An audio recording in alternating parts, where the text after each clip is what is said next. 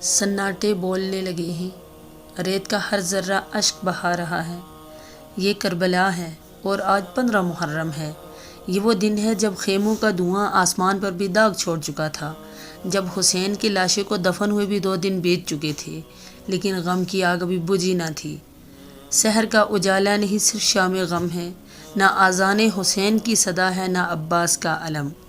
کربلا کا میدان سناٹا اوڑھے سو رہا ہے، لیکن کسی گوشے میں زینب کا لرزتا ہوا سجدہ ہے، کسی چپ میں سجاد کی زنجیروں کی آواز ہے، کسی خاموشی میں رباب کی لوری گم ہے۔ 15 محرم قید کے پہلے دنوں کی شروعات ہے۔ یہ وہ دن ہے جب یتیم بچوں کی چیخیں زخموں سے زیادہ گہری ہو گئی۔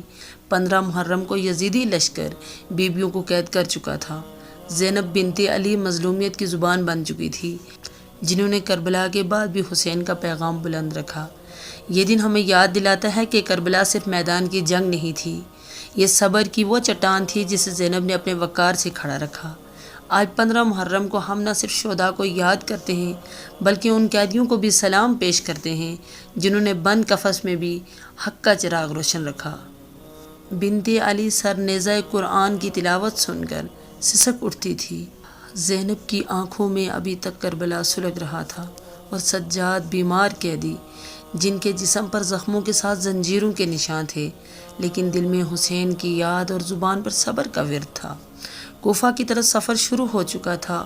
مخمل نہیں، رسیاں تھی، بیڑیاں تھی، تانوں کی بارش تھی، لیکن اہل حرم نے ظلم کا جواب خاموشی سے، صبر سے، عزت سے دیا۔